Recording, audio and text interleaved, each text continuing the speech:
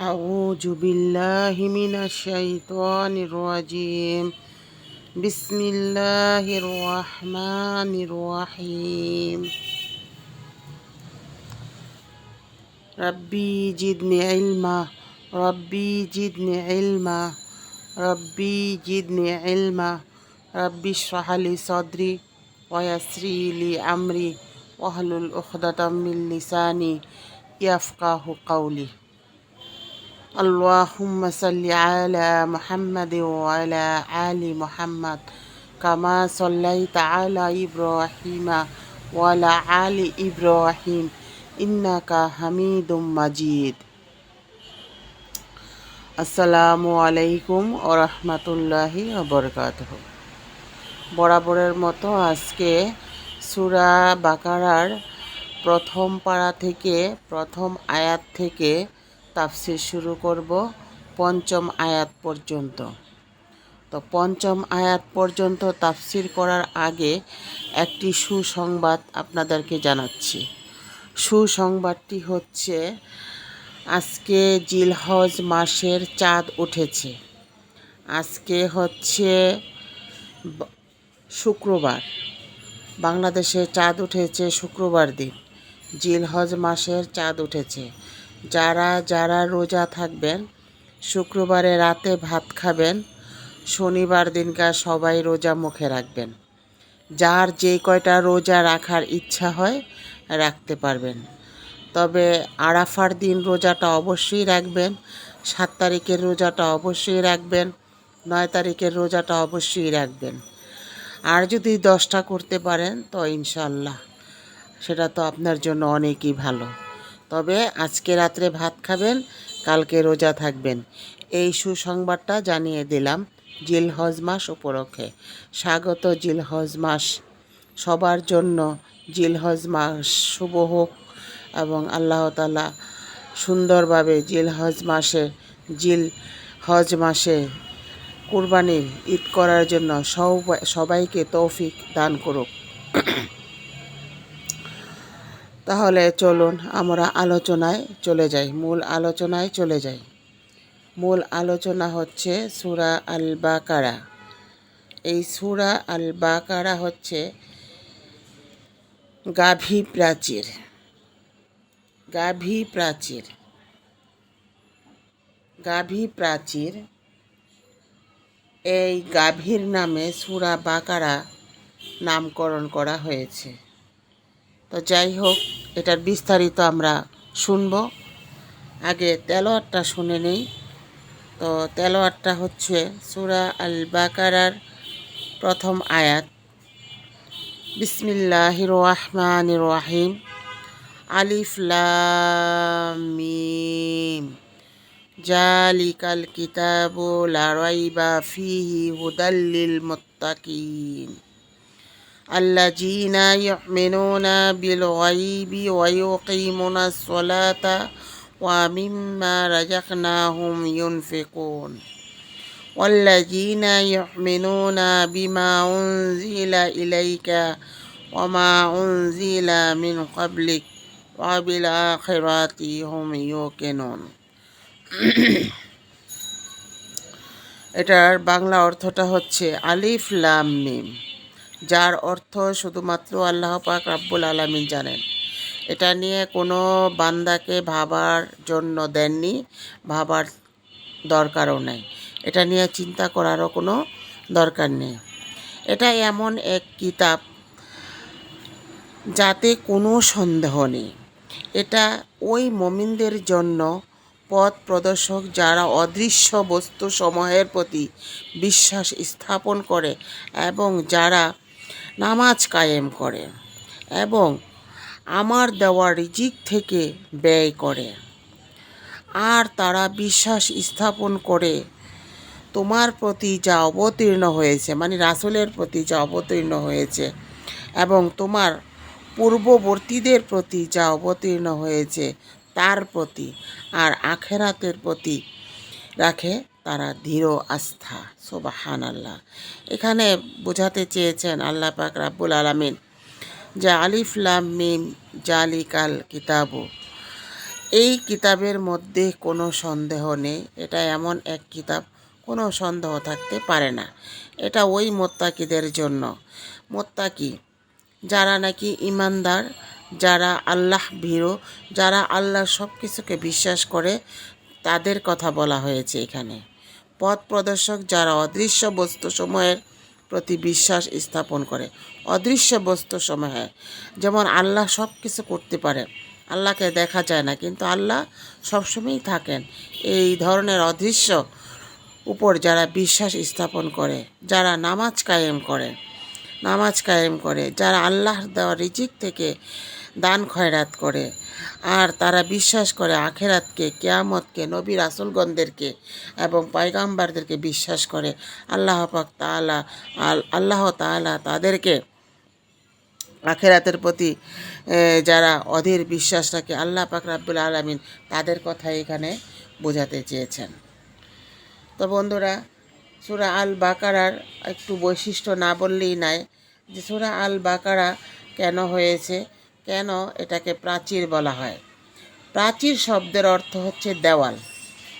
প্রাচীর শব্দের অর্থ হচ্ছে দেওয়াল, আর সুর শব্দের অর্থ হচ্ছে প্রাচীর।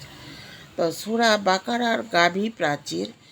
হ্যাঁ, এই গাভী প্রাচীর মানে সূরার প্রথমে বিসমিল্লাহির রহমানির রহিম এবং শেষেও বিসমিল্লাহির রহমানির রহিম, মানে উপরেও বিসমিল্লাহির রহমানির রহিম, নিচেও বিসমিল্লাহির রহমানির রহিম।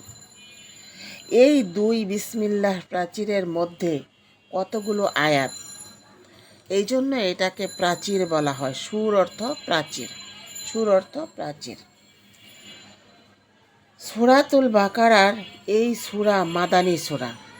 আল্লাহর রাসূল সাল্লাল্লাহু আলাইহি সাল্লামের হিজরত করার পরে এই সূরা অবতীর্ণ হয়েছে। মাদানী সূরার মধ্যে শরীয়তের আইন কানুন বিধান এইগুলো বর্ণনা করা হয়েছে।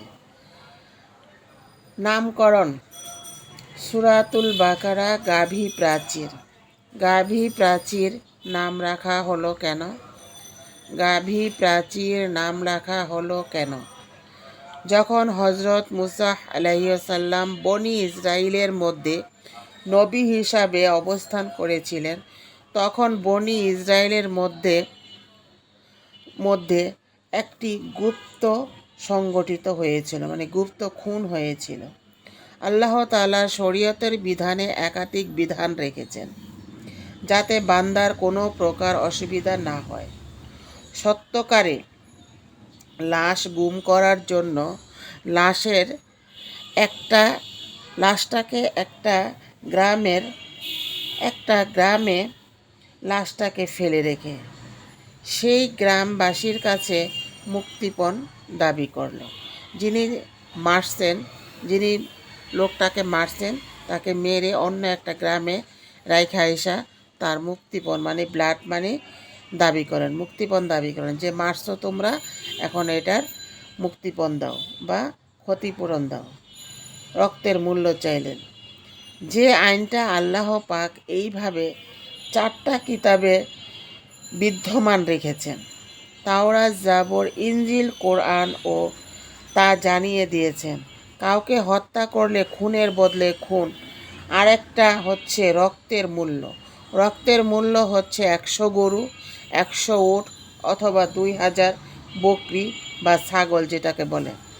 আল্লাহ তাআলা শরীয়তে প্রত্যেককে যেন বিধান পালন করতে পারে, তাই আল্লাহ একাধিক বিধান রেখেছেন। মানুষের কষ্ট হবে, তাও আল্লাহ তাআলা একাধিক বিধান রেখেছেন। সূরা আনকাবুত আয়াত 69। যারা আমার পথে পরিশ্রম করে আমি তাদেরকে আমার রাস্তাগুলি দেখিয়ে দেই। সুবহানাল্লাহ। এই রাস্তাটা নিয়ে আবার আরেকটা কথা আছে, যে আল্লাহ তাআলা বলেন যারা আমার পথ অতিক্রম করে তাদেরকে আমি রাস্তাগুলো দেখিয়ে দিই। এটা নিয়ে আবার অনেকে 4 তরিকা 5 তরিকা এই তরিকার সাথে বিভক্ত করছে, কিন্তু আল্লাহ এই রাস্তাকে তরিকা বুঝান নাই। রাস্তাকে বুঝাইছেন যে কিতাবের মধ্যে, কিতাব অর্থ চিঠি, এই চিঠিটার মধ্যে কি আছে সেগুলো অনুসরণ করো, দেখো, পড়ো, বুঝো, যদি এই কিতাবের এই চিঠিখানার মধ্যে যা আছে সব কিছু মানো, তাহলে আমি আল্লাহ বলেন তাহলে আমি আমার বান্দাগণদেরকে সঠিক পথ দেখাবো। এটাই হচ্ছে এটার অর্থ। খুনের বিচার, খুনের বদলে খুন একটা বিধান। 100 উটের মধ্যে হিসাব রয়েছে। 2 বছরের উট হতে হবে, অথবা 3 বছর, নতবা 4 বছর, নতবা 5 বছর। 2 থেকে 5 বছরের উট হইতে হবে, এর কম বেশি হইলে চলবে না। আল্লাহ কত সুন্দর বিধান রেখেছেন। আর গরু যদি হয় তাহলে 100 গরু দিতে হবে, 40টা গাভীন গরু দিতে হবে, 60টা হালের বলদ গরু দিতে হবে। ক্ষতিপূরণ হিসাবে রক্তের মূল্য অথবা 2000 বকরি বা তার মূল্য বা তার বিনিময়ে টাকা দিতে হবে। এই হলো শরীয়তের বিধান আল্লাহ করেছেন। ক্ষতিপূরণ হিসাবে যার যা দিতে সমর্থ হবে সে তাই দিবে, অথবা টাকা দিবে। একটা উদাহরণ, যারা হজ করতে যান, এই হজের মধ্যে 3টা বিধান রয়েছে। এটা সিম্পল একটা উদাহরণ বোঝাবার জন্য। ইফরাত, কেরান, তামাত্তু। শুধুমাত্র উমরার জন্য ইফরাতের নিয়ত করা হয়। যারা উমরা করেন তারা জানেন যে ইফরাতের নিয়ত করেন। আচ্ছা, কেরান হচ্ছে উমরার 2টিরই নিয়ত করলেন। কেরান হচ্ছে উমরা এবং হজ এবং উমরা 2টিরই নিয়ত করলেন। মাঝখানে আপনি ইহরাম ভঙ্গ করবেন না, মিলিত রাখবেন। ইহরাম ভঙ্গ করবেন না, মিলিত রাখা, এটার নাম কেরান। তামাত্তু হচ্ছে হজ ও উমরা দুটোরই ইহরাম বেঁধেছেন, কিন্তু একটা করার পরে ইহরাম ভঙ্গ করে আপনি কিছু সুযোগ সুবিধা গ্রহণ করলেন, আবার মিনার যাওয়ার আগে ইহরাম বেঁধে নিলেন। এটা হলো তামাত্তু। প্রতিটা ক্ষেত্রে আল্লাহ তাআলা একাধিক বিধান রেখেছেন যাতে মানুষ সুবিধা ভোগ করতে পারে।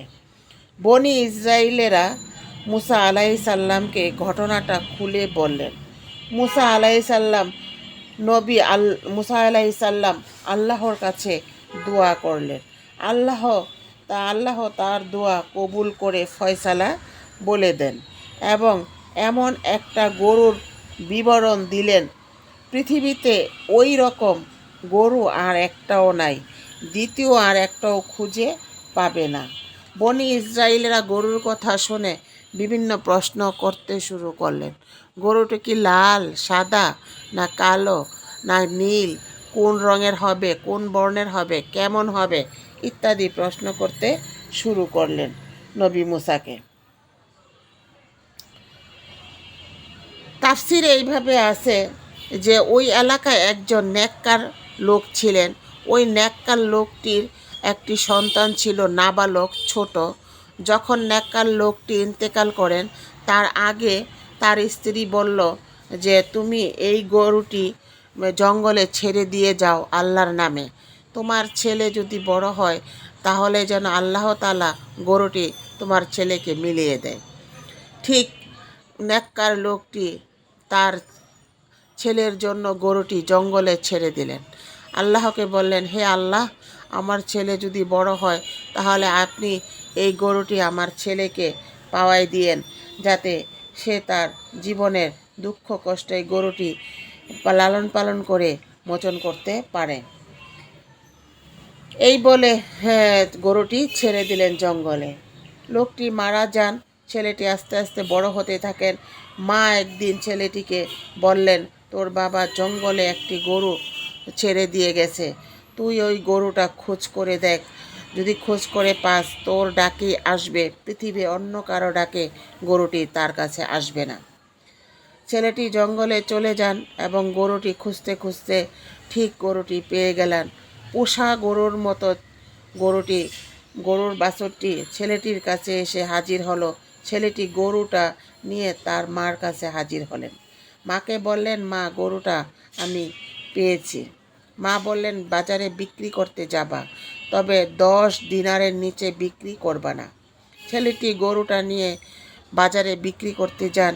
এমতো অবস্থায় জিবরিল আমিন মানুষের বেশ ধরে গরুটি কেনার জন্য চলে আসেন।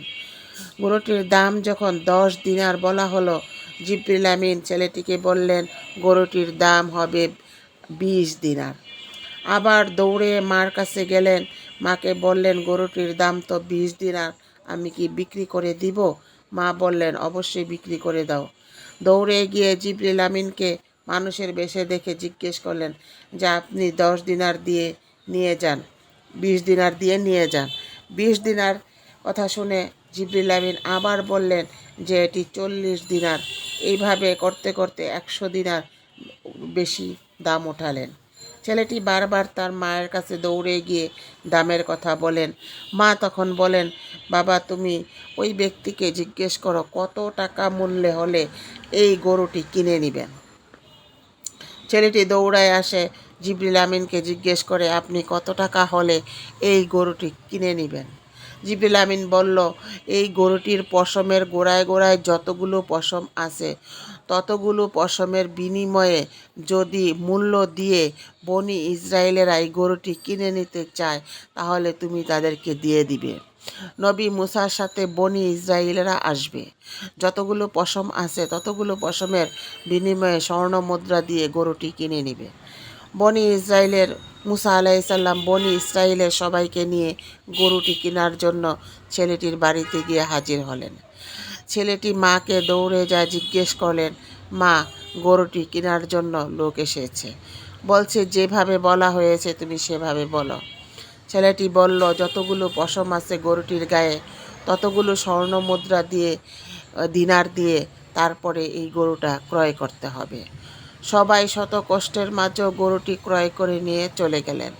মুসা আলাইসাল্লাম গরুটি জবাই করে এক টুকরো গোশত যখন ওই কাটা যখন ওই লাশের কাটা জায়গায় লাগিয়ে দিলেন, লাশটি জীবিত হয়ে গেল। লাশটি জীবিত হয়ে গিয়ে বলল, আমাকে এই গ্রামের কেউ খুন করে নাই, আমাকে খুন করেছে আমার ভাতিজা, সম্পদের লোভে, আমার মেয়েকে বিবাহর লোভে। যখন এই কথা বলল, তখন এলাকাবাসী সবাই বুঝে গেল যে খুনি একমাত্র ওই লোকের ভাতিজাই ছিলেন, অন্য কেউ না। তখন আল্লাহ পাক রাব্বুল আলামিন আবার লোকটির জবান বন্ধ করে দেন। লোকটির জবান যখন বন্ধ করে দেন, আল্লাহ পাক রাব্বুল আলামিন এইভাবেই মানুষকে বিচারের সমাধান দিয়ে থাকেন। সুবহান আল্লাহ।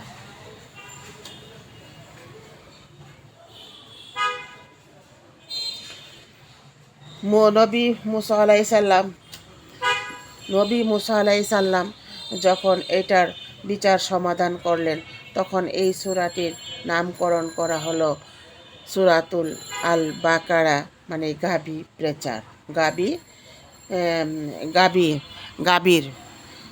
হ্যাঁ, তো এই এই সূরা অনেকেই বলে যে মানুষও গরু, আর সূরার নামও প্রথমে হচ্ছে গরু। আসলে এটা না, সব জিনিস সুন্দরভাবেই দেখতে হবে। এটা একটা চিঠি, এই কোরআনটা হচ্ছে একটা চিঠি। এই চিঠিখানা আল্লাহ পাক রাব্বুল আলামিন রাসূল সাল্লাল্লাহু আলাইহি সাল্লামকে প্রেরণ করেছেন। তার মাধ্যমে, ওহির মাধ্যমে এই চিঠিখানা নাজিল হয়েছে, এই কিতাবখানা নাজিল হয়েছে। এই জন্য আল্লাহ পাক রাব্বুল আলামিন বলেছেন, আলিফ লাম মিম জালিকাল কিতাবু, আমার এই কিতাবের মধ্যে কোনো সন্দেহ নাই, জাল নাই। জালিকাল কিতাবু, কোনো জাল নাই, জাল কিতাব নয়, এটা নিঃসন্দেহে একটি চিঠি বা একটি কিতাব। এই চিঠির কথা, কিতাবটি যে চিঠি, এটা হচ্ছে সুলাইমান নবীর স্ত্রীকে যখন একটি চিঠি লেখা হয়েছিল, তখন ওখানে কিতাব লেখা হয়েছিল, ওই চিঠিতে কিতাব লেখা হয়েছিল। তাই কোরআন থেকেই প্রমাণ করা হয় যে কোরআনকে কিতাব বা চিঠি হিসাবে আখ্যায়িত করা হয়েছে। আল্লাহ পাক রাব্বুল আলামিন রাসূল সাল্লাল্লাহু আলাইহি সাল্লামের কাছে একটি চিঠি পাঠিয়েছেন। আচ্ছা, কিতাব অর্থ চিঠি। হাসরের ময়দানে আল্লাহ তাআলা লিখিত ছাড়া কিছু গ্রহণ করবেন না। বান্দার আমল সব লিখিতভাবে যাচ্ছে আল্লাহর কাছে। আবার আল্লাহ তাআলা যা আমাদের বলেছেন, লিখিতভাবে বলেছেন। তিনি আমাদের আদেশ দিচ্ছেন লিখিতভাবে। আমরা উত্তর দিব কোরআন কোরআন কিতাব কোরআন আমরা উত্তর দিব কেরামান কাতিবিন লিখিত অবস্থায়। কারণ আমরা তো আর লিখতে পারবো না, কেরামান কাতিবিন দুইজনেই আমাদের হিসাব লিখে আল্লাহ পাক রাব্বুল আলামিনের কাছে একবার সকালে পৌঁছান আর একবার আসরের পরে পৌঁছান। দুই দল ফেরেশতা দুইবার আমাদের আমলনামা আল্লাহর কাছে লিখিত অবস্থায় পৌঁছান। আল্লাহ তাআলা যা বলেন তারে রাখেন, যা বাদ করতে বলেন তা বাদ করেন। আল্লাহকে না দেখিয়ে কিতাবের কোনো লিখিত অবস্থায় খাতা ইল্লিনে বা সিজ্জিনে জমা করেন না। তাই আল্লাহ পাক রাব্বুল আলামিন সবসময় লিখিত অবস্থায় সব কিছুই করতে পছন্দ করেন। আল্লাহ পাক রাব্বুল আলামিন সবাইকে বুঝার তৌফিক দান করুক। এই কোরআন বুঝার তৌফিক দান করুক। আল্লাহ পাক রাব্বুল আলামিনের কোরআনে রিজিক থেকে যারা দান করে, আল্লাহ যা দেন তা খেয়ে পড়ে সেখান থেকে যারা দান করেন, আল্লাহ পাক রাব্বুল আলামিন তাদেরকে অবশ্যই উচ্চতর স্থানে স্থানান্তর করবেন।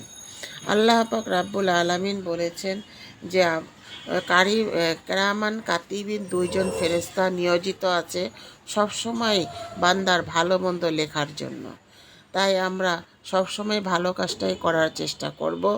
কোনো জাল হাদিস কিংবা কোনো কোনো মিথ্যাচার করতে পারবো না, এই অঙ্গীকারই যেন আমাদের ইমানের মধ্যে থাকে। ইমান অর্থ কঠিনভাবে এই কিতাবকে বিশ্বাস করার নাম, রাসূলকে বিশ্বাস করার নাম এবং নবী রাসূলগণদের উপর বিশ্বাস স্থাপন করার নামই হচ্ছে ইমান। আর যাদের ইমান ঠিক আছে তারা অবশ্যই এই কিতাবকেও বিশ্বাস করেন। এটাই হচ্ছে আল্লাহর আর প্রথম কথা। আর আল্লাহ তাআলা আরও বলেছেন, যারা রাসূলকে পছন্দ করবেন না, যারা চারজন সাহাবাকেও পছন্দ করবেন না, যারা আলেম ওলামা তাবিঈন কাউকেই পছন্দ করবেন না, শুধুমাত্র আমার এই কিতাবকে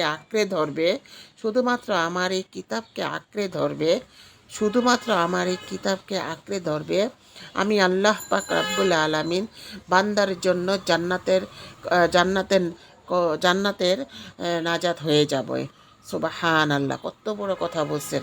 আল্লাহ বলছে তোমাদের যে কোনো কিছু বিশ্বাস না হয়, শুধু আমার কিতাবখানা ধরে রাখো, আমি আল্লাহই জান্নাতের কারণ হয়ে যাবেন। সুবহানাল্লাহ, আর কোনো কিছু দরকার হবে না। সবশেষে আমরা এটা বুঝতে পারি যে আলিফ লাম মিম জালিকাল কিতাবু, নিঃসন্দেহ এই কিতাবের মধ্যে কোনো জাল হাদিস নেই, জাল কথা নেই, সব কিছু আছে। এই কিতাবে সব কিছু আছে, শুধু সন্দেহ নেই। আমরা এটাই বুঝি, সব আছে শুধু সন্দেহ নেই। মূল কথা হচ্ছে সব কিছু আছে এই কিতাবে, সন্দেহ নেই। আজকের মতো এখানেই শেষ করতেছি। ওয়াখিরু দাওয়ানা আনিল হামদুলিল্লাহ রাব্বিল আলামিন। আসসালামু আলাইকুম রহমতুল্লাহি ওয়া বারাকাতুহু।